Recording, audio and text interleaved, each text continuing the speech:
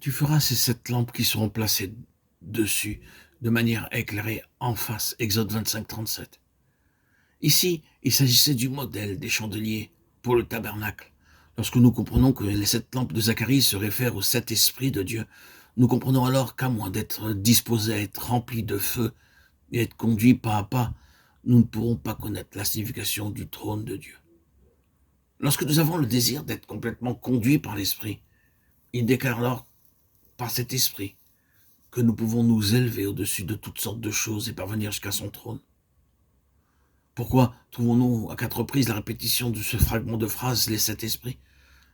Parce que nous pouvons diviser l'œuvre du Saint-Esprit en 4 parties. Premièrement, les noms donnés au Saint-Esprit dans la Bible. Deuxièmement, la septuple œuvre intérieure du Saint-Esprit dans le croyant. Troisièmement, la septuple œuvre extérieure du Saint-Esprit qui peut être vue par les autres.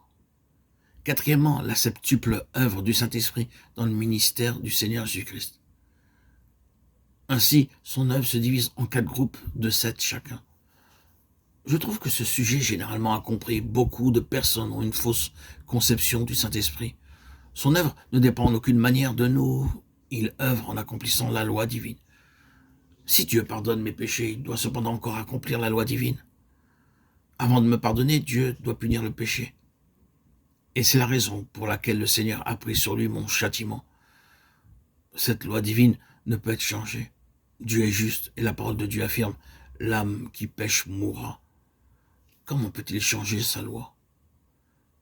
La loi demeure. Chaque péché commis en pensée, en parole ou en acte mérite le même châtiment de mort. Aussi, dans le but d'accomplir la loi, le Seigneur Jésus-Christ devint homme. Ce que je ne pouvais faire à cause de la faiblesse de ma chair, mon Seigneur est venu dans le monde pour l'accomplir à ma place. Tout ce que Dieu fait, il le fait toujours en accomplissant ses lois divines. Il envoie la pluie selon les lois de la nature. Le soleil doit d'abord briller sur l'eau. L'eau se transforme en nuages qui parcourent de longues distances et subissent plusieurs transformations, et pour finir, la pluie tombe. Ainsi, nous voyons que toutes choses se produisent après l'accomplissement de certaines lois.